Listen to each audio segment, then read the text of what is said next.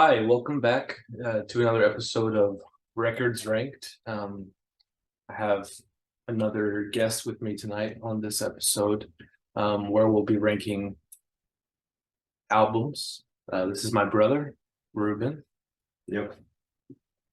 and as you can tell by his shirt and by the albums that he brought with him today, it's a episode where we'll be talking about Radiohead, the British band who has made quite an indelible impression upon the alternative rock scenes, Brit rock, experimental music genres in what is it? I guess the past 30 years. 93. So yeah. So they've made a lot of albums, 9 studio albums. They made also several EPs, live albums, remix albums, compilations. But today we're going to be talking about their main 9 studio albums, and ranking the ones that we believe to be the least best and also the greatest. If you watched our YouTube video that me and my dad did last time, then you kind of already have an idea of how this works. And it probably won't be as long this time because you two had 15 albums, and that was a little bit longer. Radiohead only has 9 that we'll be talking about tonight. And so we'll go ahead and jump right in. My pick for the number 9 album is The King of Limbs, and I gave it an 8.2. Radiohead have never made a terrible album. They've made albums that didn't quite live up to the album that came before it, and don't pack a punch with every single project, but they definitely raised a couple of eyebrows with their 2011 outing, and it's their shortest track listing. There are 8 songs on it.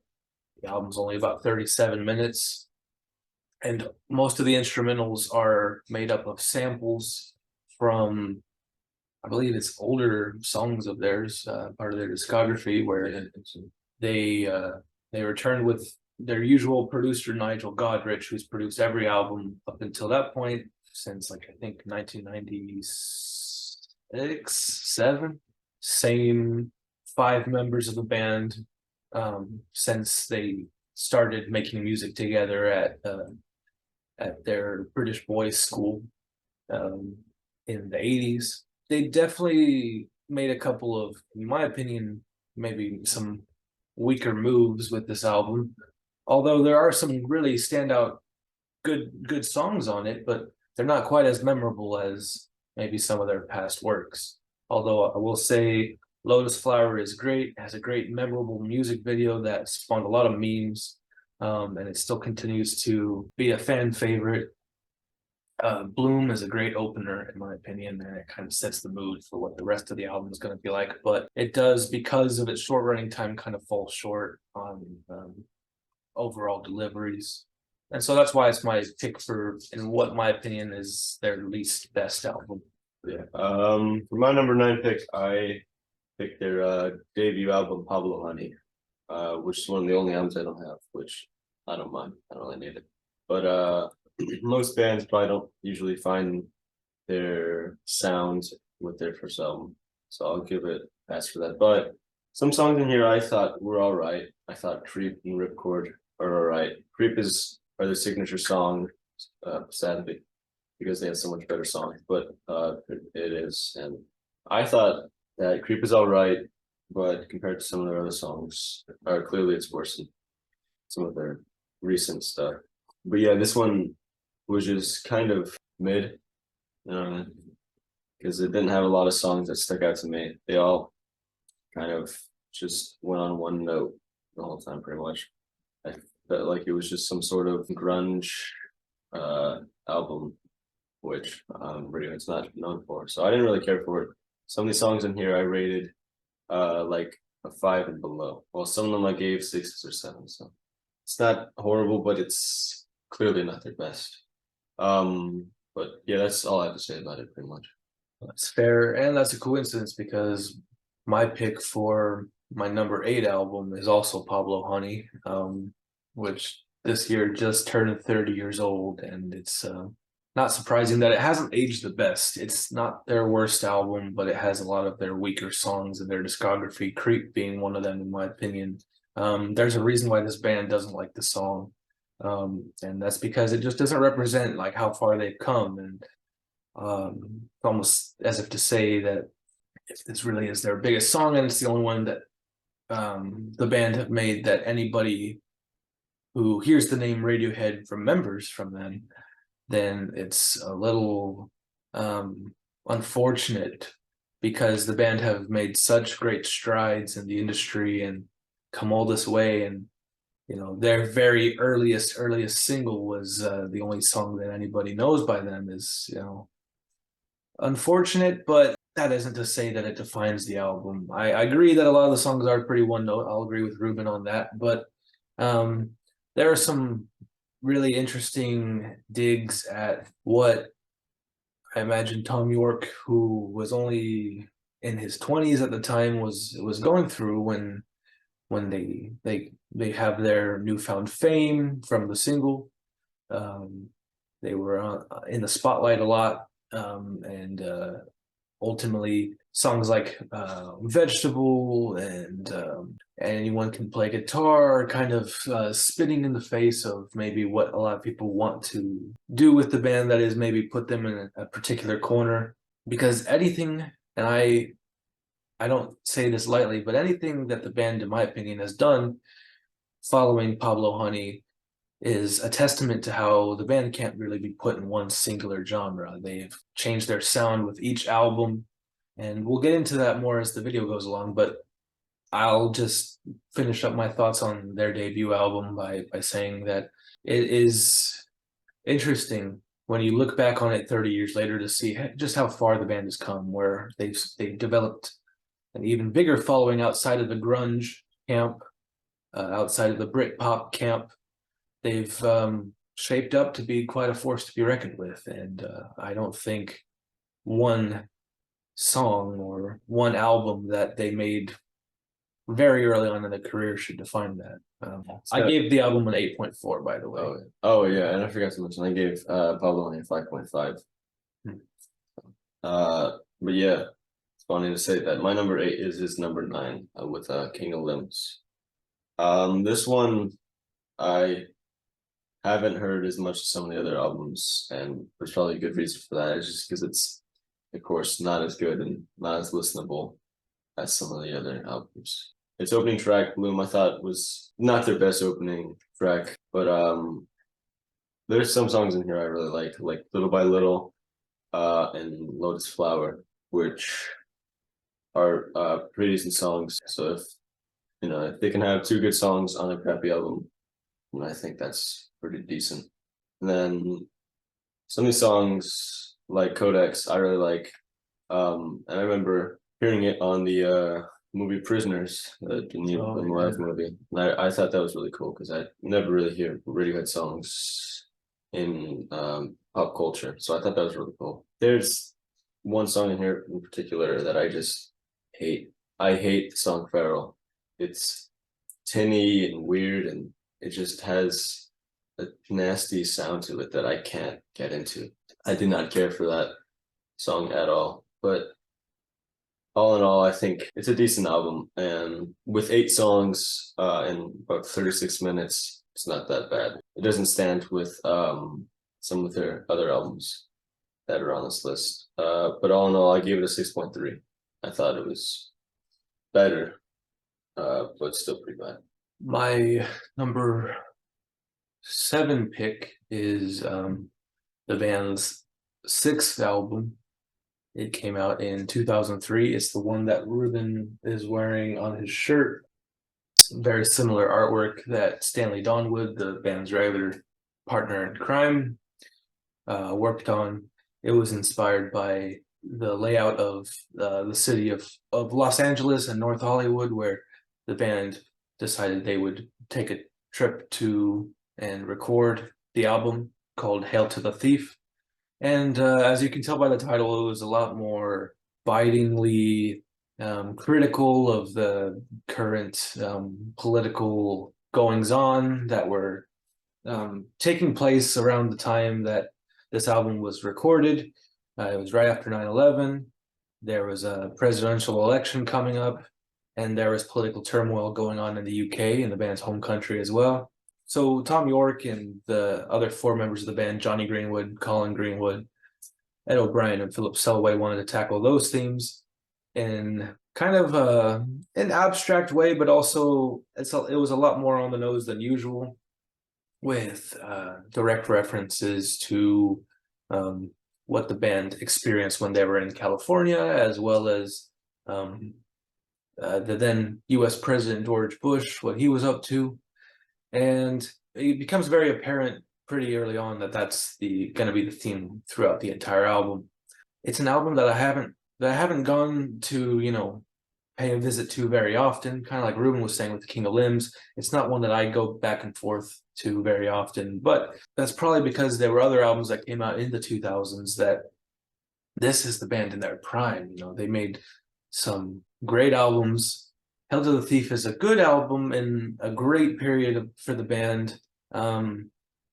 Although I won't say that there are any like bad songs on the album, but it's an album that when I do go back and listen to it, I'll be like, oh, I feel like I've heard this song before, but I can't remember if I have. There are some great standout tracks on there, like There, Wolf at the Door is a great closer to the album, but some songs they just aren't as standout, which is fine. I still really, really like the album, even if it's not one that I can say that I've listened to as much as maybe In Rainbows or Kid A or OK Computer, some of the band's more well-known material.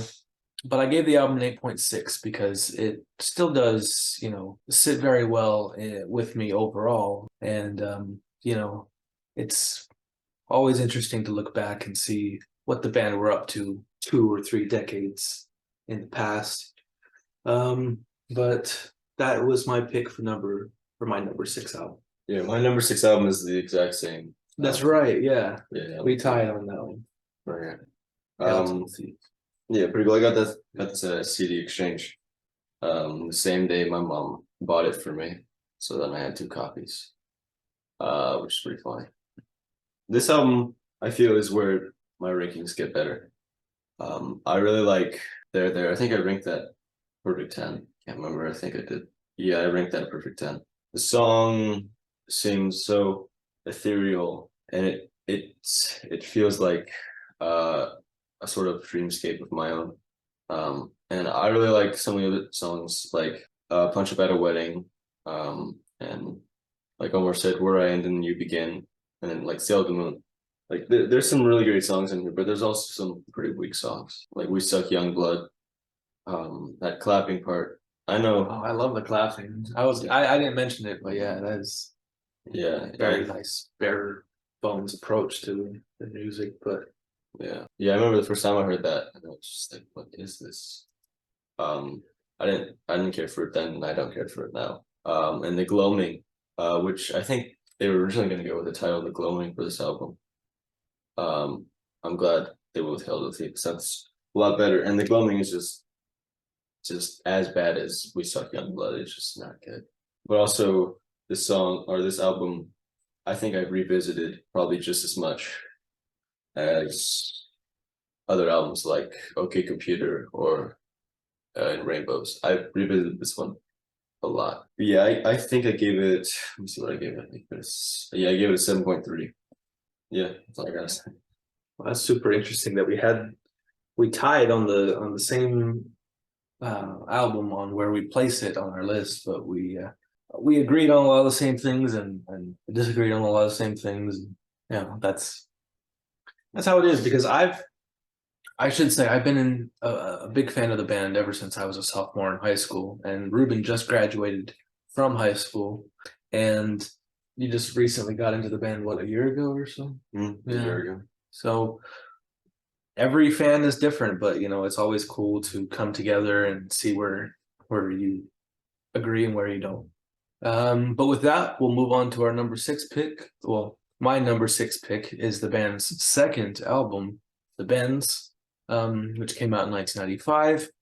It is an album that I also used to revisit a lot And even though it does follow up on the heels of Pablo Honey, and it features a different producer than what they would go on to record with, John Leckie, who also went on to work with Muse. And I liked Muse a lot when I was growing up, but I don't really care for their new stuff a lot.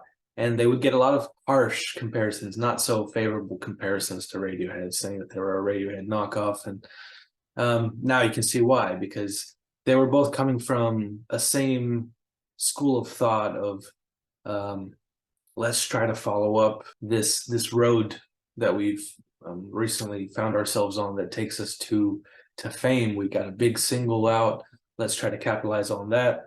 And I don't think the band was really 100% up for that. There's a song on the album called "My Iron Lung" where Tom York seethes at the idea that, you know, this newfound sense of fame that him and the band have found is almost like a burden to carry. And I think that's something that a lot of people at different levels of celebrity may find themselves. That's probably a very similar dilemma for a lot of people. But the album had two pretty successful singles on this album, other than "My Iron Lung." Well, several other singles, but two which were the most successful was "High and Dry" and "Fake Plastic Trees." Those still get pretty decent airplay depending on what Pandora radio station or Spotify playlist you're listening to. They'll still pop up every now and again, and I do like those songs. But I also agree that there are better songs out there, and even some better songs like "Planet Telex" kicks off the album awesomely. The album has a really strong beginning, kind of loses a little bit of steam as it goes through some more mellower, more melancholy tracks, and then it has a crashing finish at the end. The street spirit fade out. When I was in high school, I would watch a lot of these music videos for these songs, and I just remember how eerie and kind of haunting the visuals in these videos were. In the music video for the song "Just," there's no dialogue except for what the characters are saying in the subtitles on the screen.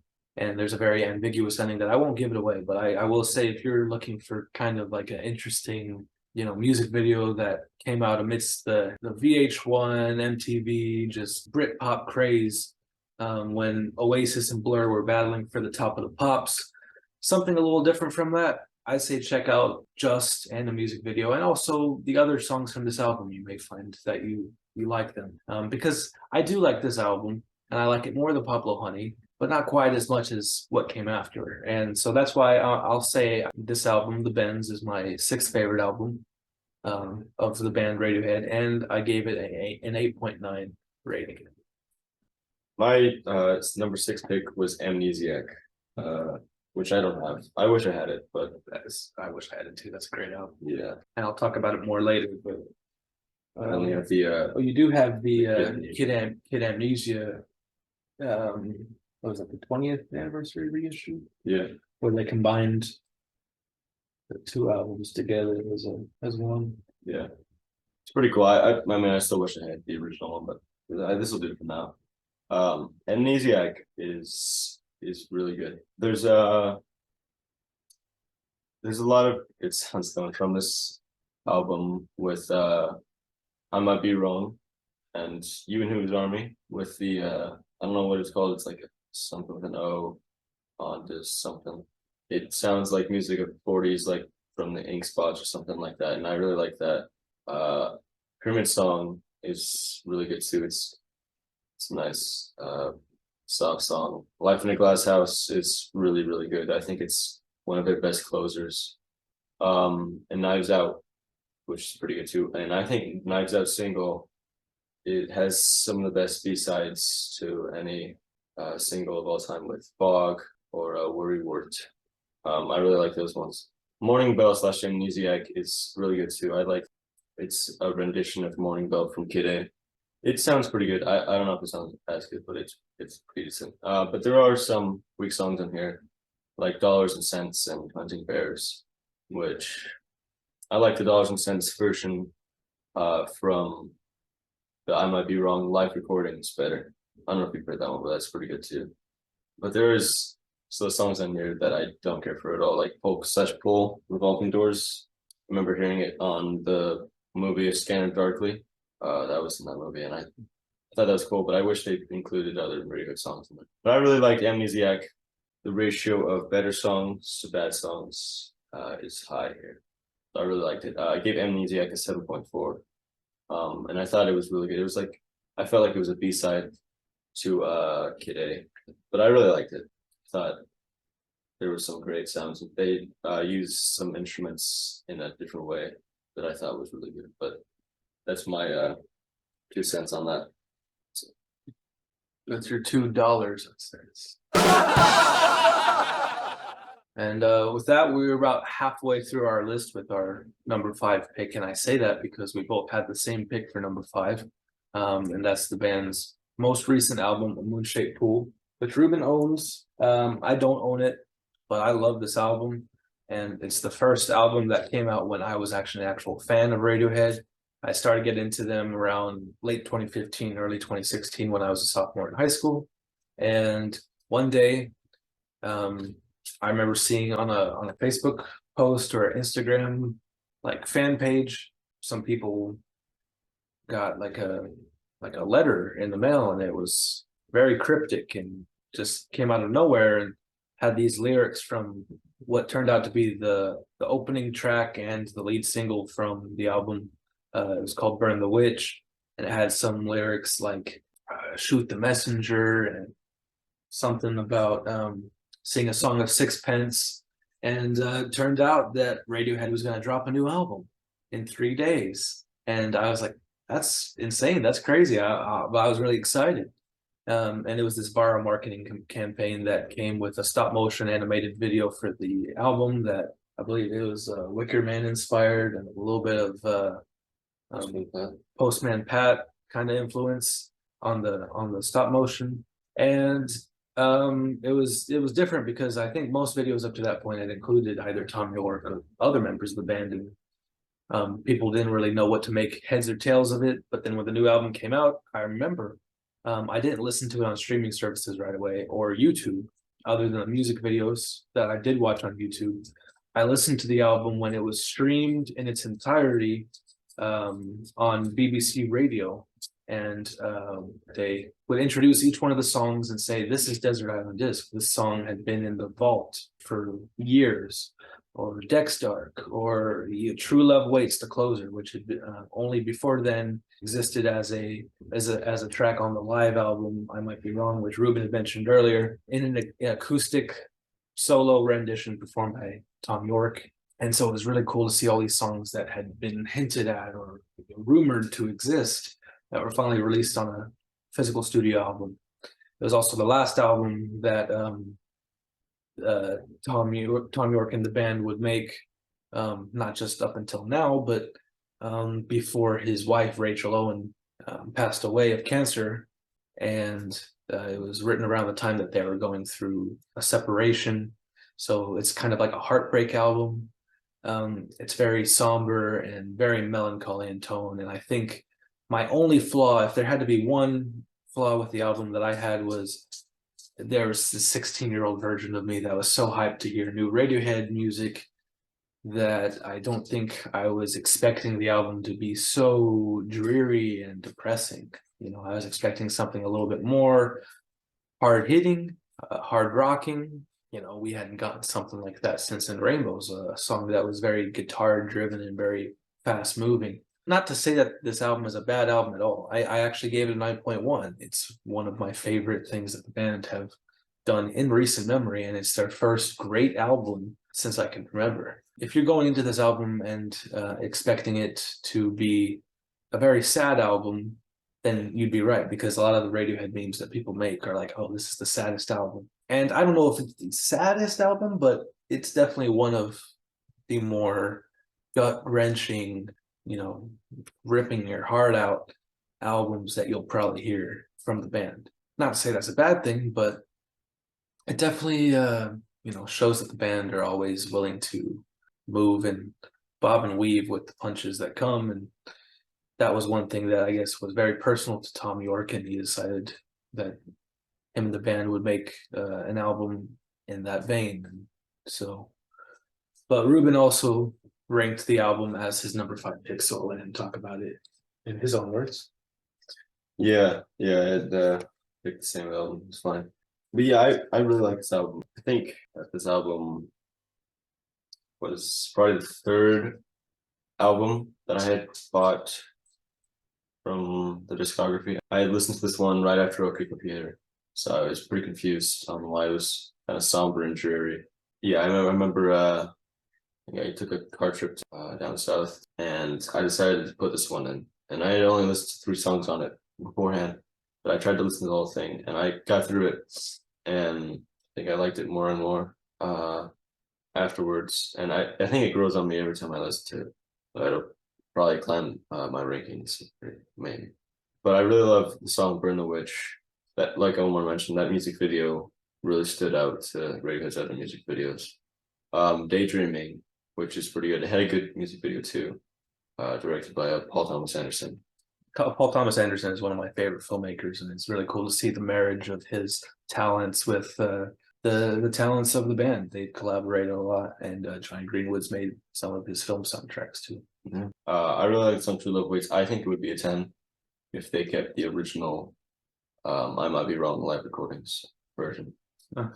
Um, which is funny. I just graduated today, and as soon as I got back in my seat, I just pulled out my AirPods and just listened to that. I might be wrong, live recordings. Oh, really? Yeah. Thought that was fun. But there's some. I feel like there's 2 weak songs on here, which I think "Glass Eyes" is probably the weakest song on the album, and Tinker Tailor Soldier Sailor Rich Man Poor Man Beggar Man Thief is pretty weak. That name I think just has a drawback to the song itself. I don't know why they had to name it that. It's all right, but it's a strange name, of course. But yeah, it has some really great songs on here, and I love the orchestra that they use for some songs like "Burn the Witch," and I like the guitar in "Desert Island Disc." And I love the song "Dead Start" because it paints a visual with its lyrics about like a sound that if you hear it, I think like what you die or something like that, right? Or the world ends. But yeah, that paints a nice picture in my mind. I really like that. But yeah, I really like this album. I gave it a 7.7. It was really great, and I think it grows on me more when I listen to it over and over again. One of the first things I ever listened to from Radiohead was a YouTube video where the entire album was uploaded. It starts off with very abrasive guitars leading into some bells. It almost sounds like it makes me feel like it's a Christmas in like a nuclear winter wonderland, basically. It's a hopeful song that at the same time sets up the grim setting for this album. It's probably the closest Radiohead came at the time to ever making a concept album. It was their 1997 album, OK Computer, which, if you can tell by the title, is meant to forebode and forewarn of the end of the 20th century, where a lot of people thought, oh, the computers are going to all start over and our society is going to have to start over. What are we going to do? There was a lot of panic for the robophobes and the end of civilization. The nuclear family way of life is still very much alive. You wake up, you go to work to make money, to pay for a car that will get you to work, and it's an endless cycle. And also, eventually, the robots are going to take over. It's basically the main theme of this album. But it's a very hard and very driven rock record that is one of my favorite concept albums ever. At the time, it was one of my favorite listening experiences in music. I hadn't really listened to a lot of music yet. I was very young. I was very idealistic. And the ideas presented on this album kind of scared me, but they were paired with such great songs like Paranoid Android, a classic, Climbing Up the Walls, Let Down, Exit Music for a Film, all these great songs. Another song, No Surprises, which recently kind of had a resurgence in popularity because of TikTok, It's kind of like a lullaby meant to quell your fears, but also heighten your tensions towards the government and the political world at large, because in this era of Tony Blair era England and also Princess Diana hadn't quite died yet. It came out the same year, but it was still a couple months away from that. And so there was a lot of political chaos going on in the world, not just in the UK, but also across the globe. And I think the band did great at trying to, in a twist of irony, say, it's okay, don't worry about that. Worry instead about all these other crazy things that might happen in a couple years in this dystopian timeline of, the robots and the machines are out to get you. And I gave the album a 9.4. It's a classic. There's a reason why a lot of people really, really like this album, is because it's just no one had really ever made an album like this. A concept album, even with your Pink Floyds and your The Who and your Rush and your Yes, who are making all these great progressive rock albums, concept albums. Radiohead found a way to kind of take the term concept album and make it their own. I have OK Computer, and I have OK Not OK Computer. I have that okay, not okay in vinyl. Cost me $50 to buy it, but it's worth it. It has the album and a bonus disc of B-sides and unreleased tracks that were created during that same those same recording sessions. But I'll let Ruben talk about it. OK Computer now. I think OK Computer really was not their peak, but I think is what launched them to stardom. And I think it's what defined them. And so many songs on here I still listen to this day. Some of them on here I think I've grown a little tired of, but some songs on here I think just set the example of what great music is. Like my favorite song on the album, Subterranean Homesick Alien, the third track, is really good. And some people say Paranoid Android is Radiohead's best song. But I think Subterranean Homesick Alien is a better song. There's songs on here that, like Omar said, talk about the robophobes. I remember the first time going from Karma Police to Fit or Happier, and I was confused. Like, what is it? What happened? Jarring. Yeah. I thought my CD player broke or something, and I was transmitting foreign signals or something like that. I don't think this music is for everyone. I'm sure if people take the time to listen to it, they'll like it. But for some people, they just kind of take it as just noise, maybe. I used to want people to experience this music with me, and now I feel that this music is more for a select few. This is probably, I would say, maybe my first introduction into Radiohead. So I think what made me want people to experience it. And now I feel that most people don't need to hear it as badly as I need to hear it. But I really like this album. I think I gave it a solid 8. I think I graded my albums a little harsher than this, but that's all right. Especially when it comes to Radiohead, where again, I believe they've never made a trash album. They continue to impress me, and they definitely made quite an impact on the music world and the streaming world at large.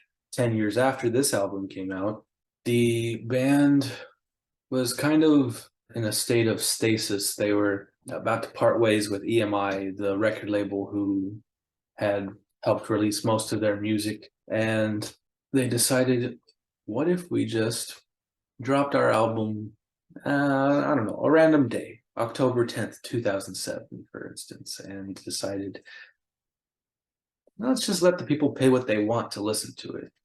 This was not too long after the whole Napster debacle with, Metallica and all the lawsuits that came as a result of that. And so streaming music, especially for such a minuscule price, wasn't really part of the mainstream yet. Especially now where you have your Spotify, where each artist only gets a small fraction of the money from each song that's streamed. And so Radiohead was taking what a lot of people perceive to be a big risk. They released the album on the internet so people could download it and listen to it however they chose. And it wasn't until the following year in 2008 that they released this album on physical platforms. And the album, of course, I'm talking about is In Rainbows. It is my pick for my third favorite Radiohead album. And it's a very interesting album because up to that point, Radiohead had always kind of stayed in their own lane and kept things very experimental. And that's not to say this album isn't experimental, but when you go on Spotify and you look at this album, it'll bring up, oh, you like indie music, so check this out, check this other thing out. And I think this album will appeal to a broader audience than it did before because of that, because it's got a more simplified sound than before. It's only 10 songs long, about 40 minutes, and it's got some really good songs on it. But for those people, like Ruben was saying, who maybe couldn't appreciate their previous works, this might be the album for you. I mean, it has a colorful packaging. Ruben has the album. He has most of their discography on CD, I should say, but it's got a very colorful packaging. This version, I mean, I believe you could buy the album and assemble your own packaging by itself. Well, the XL. Yeah. But you have two of that album. Yeah, he has two different versions. The album does have some really good songs on it. It starts out with 15 Step, probably the most danciest thing that Radiohead had done up to that point, where it's just a groovy song. You got these awesome bass lines, these almost crooning vocals from Tom York. A lot of the songs on here are very smooth and easy on the ears, but lyrically very upsetting, I should say, especially when you get to the final song, Videotape, which is from the perspective of a dying man who is almost looking at his life in review in the way that someone would watch an old videotape from many years before. I remember me and my family, we were leaving my grandpa's 90th birthday celebration a couple years ago. He's still alive, but listening to this song after the celebration made me kind of feel a little down because of the subject matter, how it's very much about where the intersection of life and death lies for someone who's just about to enter what lies beyond this life. And I don't know, a lot of the songs on here, as I said before, people will say this is Radiohead's most happiest album and A Moonshaped Pool is their saddest.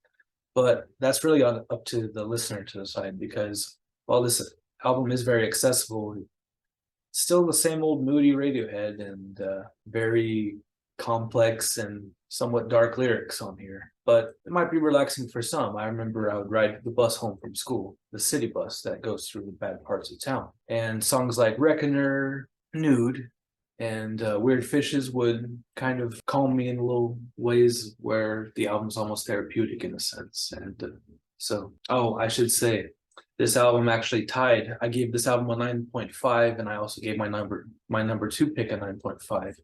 But ultimately, I had to choose the album that had more songs that I believed to be a 10 on it, and that would be this album. There were 6 songs out of the 10 on this album that I believed were a 10, and only 7 songs on the next album. But before I talk about that, Ruben will choose his number 3 pick. Yeah, my number 3 pick is probably one I've come back to the most out of all of Radiohead, and that's The Bends. This album, I think, is what truly brought me into the Radiohead experience, with songs like Sulk, which I think is the most underrated song from Radiohead, and Black Star. Both good songs. Yeah.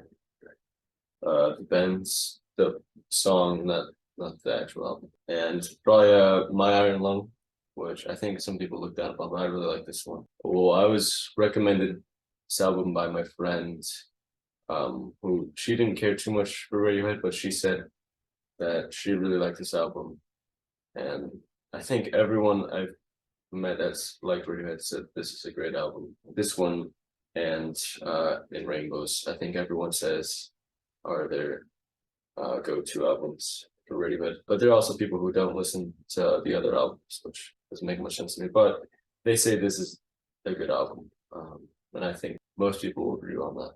I think the weakest song on here is High and Dry.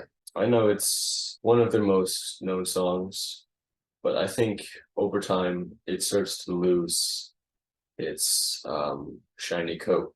I may have listened to it too much, maybe that's my problem. When I listen to songs, I think I lose taste with them. But with this one I really lost taste with it. I give it a 5. If it's on, I'll play it. But if I'm listening to it on my phone, I'll probably skip it. I just don't think it's that listenable anymore. Every other song on this album is pretty much an 8 or higher. I think all these songs are great, and as Omar had said earlier when he was reviewing this one, the music videos are great too. The Fake Plastic Trees one is really good. It's kind of strange, but I really liked it. And the Dress music video is pretty good too. It's got a strange story to it as well, but it's a really great album. This album, yeah, I've revisited the most out of all of them. I give it an 8.3, and I think that it's just a great album. I don't think there's a bad song necessarily, but they're not all perfect, of course. That's my piece for that album. Okay. My number 2 pick, like I said, is also a 9.5, like in Rainbows. This is an album that Ruben reviewed earlier. It's called Amnesiac. And it also just had an anniversary. It turned 22 years old. So in preparation for this video, and also in recognition of the anniversary, I listened to this album, and it's just a great ride from start to finish. I used to attend college in Idaho, and one of my assignments for one of my writing classes was to write a book, and I chose to write a book about Radiohead, not about the history of the band necessarily, or about my adoration for the band. It was more about how a band can go from genre to genre, from one sonic style to the next, and still maintain such a loyal following, and still continue to turn heads each time they release something. Pitchfork or Vox or other music journalism outlets will always try to be one step ahead of Radiohead. Oh, they're going to drop an album this year, or Tom York is going to do a movie soundtrack this year, and they're always paying attention to their next move.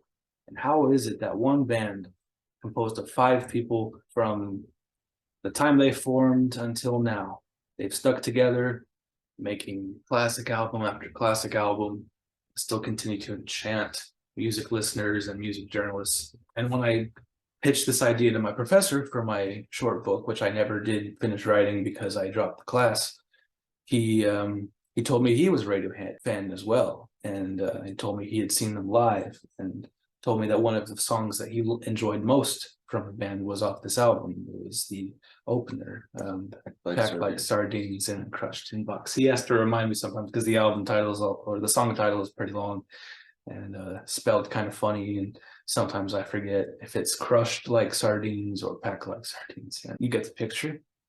The album, like I said, doesn't have a bad song on it. Pyramid Song is a 10. You and Whose Army is a 10. They're just riveting, moving songs, like a phenomenal rush of kinetic energy that makes me wish that I could see this band live too, because I've heard their live performances are great. They usually don't perform Creep as kind of like an in-joke amongst the band members. When they do, they'll either purposely perform their instruments off key, or Johnny will erupt into a rendition of the Master of Puppets guitar solo. It's always a fun time. I wish I could experience that firsthand, but I haven't gotten the chance yet. Hopefully someday, because I love this album. When it does end, it ends with what's probably one of the band's more jazzy outings, Life in a Glass House, which is just a testament to how Radiohead really knows how to close an album and then leave you wanting more and more and more. What else can I say about Amnesiac? It's, a masterpiece, even though it may not be my number 1 favorite Radiohead album. I'll get to that point in a minute. So, my number 2, I give it a rating of, I think, an 8.5. Is In Rainbows. This album is great. I think everyone can say this album is great, even people who aren't fans of Radiohead. This album was my 5th album from them.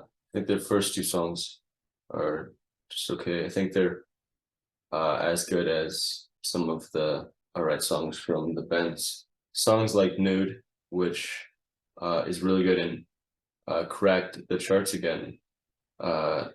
After Creep had only cracked the charts, what was it, the top 40? Creep had, I think, gotten 26 or something. And then years later, Nude cracked the charts, which is pretty cool. My favorite song from Radiohead of all time, I think, is Weird Fishes / Arpeggi. It's the fourth track on here. It just has a great drum beat with Philip Stowaway, right? Yeah, with him just keeping the same beat the entire time. That's classic. Yeah, it's great. All I Need is a great song. This, I think, it's got classified as a love song, but this is kind of rare. I think that's what it is, at least. But yeah, I really like Reckoner. It's a great one too. House of Cards, I think, is the highlight of this album too. When I used to work at Sonic, I would get there early so I could listen to the entire album in my car before work started to put me in a good mood. And when I would go home, I would immediately put my CD player on track 8 for House of Cards, and roll the windows down. And there was no traffic. It was like 11 o'clock when I would leave work, so there was no traffic. So I always had the green light, and maybe sometimes when it was yellow, I would just go through it anyways. When it's nighttime and the wind is flowing, it's just an entirely different experience to listen to House of Cards like that. This song, I think, is the staple of this album. It's just a great song. Jigsaw Falling Into Place, it's great. I love the music video where they're wearing helmets and they have cameras attached to it, and it's following them and they're playing their instruments. It's really cool. And as Omar mentioned, Videotape is a really great song, and it every time I hear it, it reminds me of the movie that came out recently, After Sun, which has got a similar premise where this man is recording his life, and Videotape has a similar impression on me, where a man is recording his final moments in life before, his death. And then After Sun, he's recording his moments before he never gets to see his daughter again. But yeah, and every person I talk to that somewhat knows Radiohead, they say that they only listen to songs on this album because this album is more mainstream, I think, than the rest of their albums. And all the songs on here are 8s to 9, and then 110 for Weird Fish. But it's just a great album. There's not a bad song on this album at all. Even their weakest song, Lost Ark, is amazing. But I really love this album. Well, if you watch this far and if you know their discography, the discography of Radiohead pretty well, then you would probably be able to know that our number one pick, we have the same one, and we actually both own a CD copy of it today. Different CD versions, actually. I have the Capitol Records version, and Ruben has is that a reissued version? The reissued XL version. Different CD design, I think, too, right? Yeah, a little bit. My CD tray comes off, and there's a hidden booklet of lyrics from songs that are on albums that hadn't been released yet. There's some stuff from Amnesiac, Hail to the Thief. Very, very weird.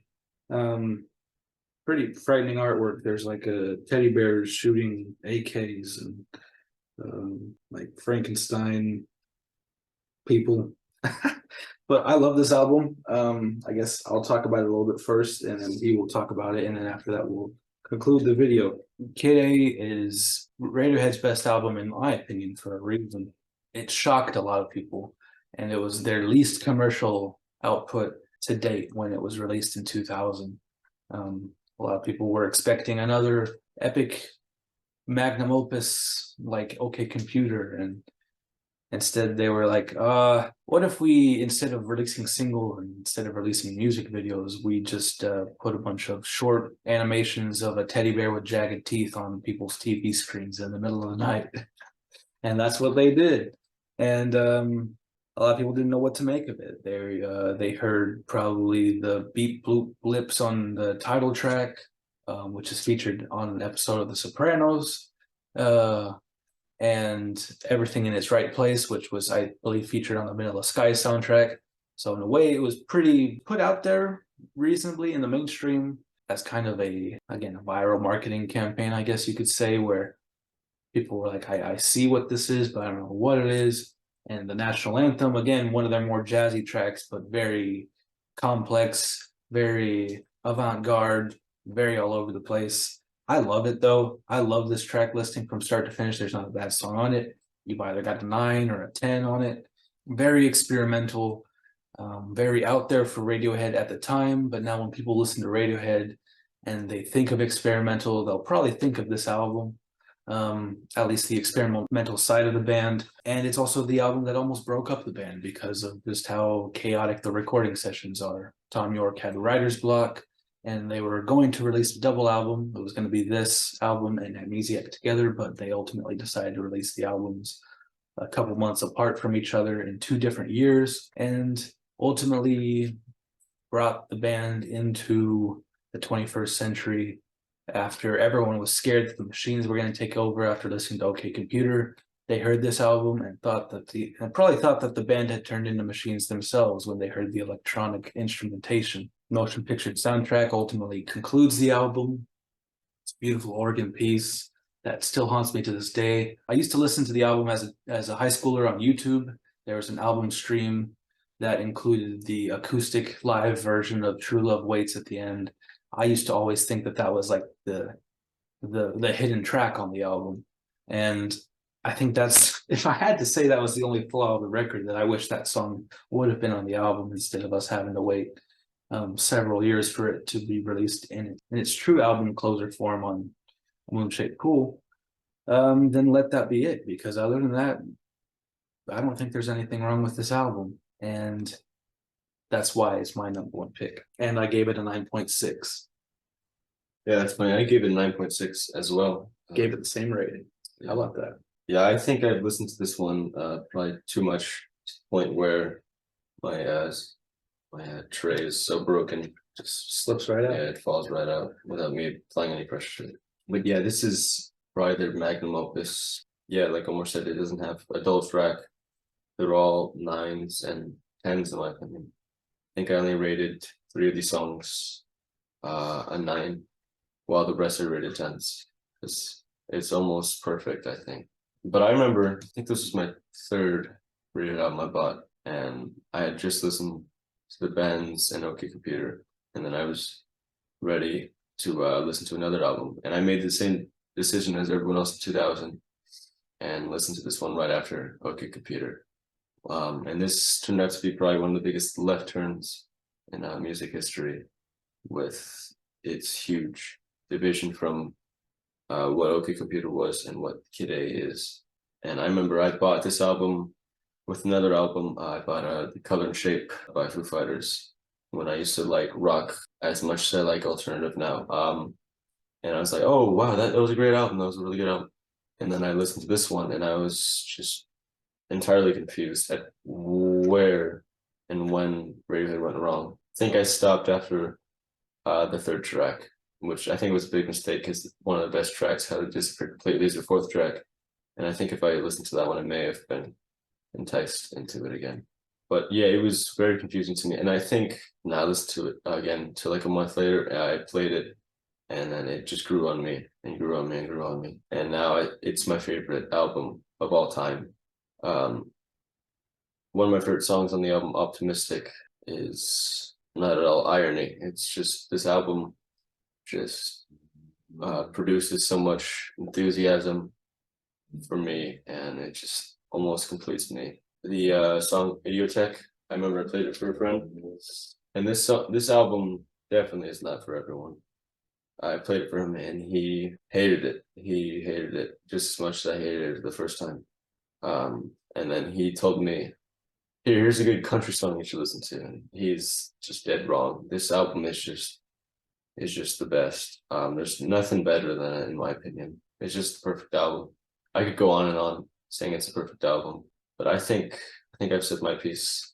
But yeah, I really recommend if you listen to any album, this is the one you should listen to. I don't have a single problem with it at all.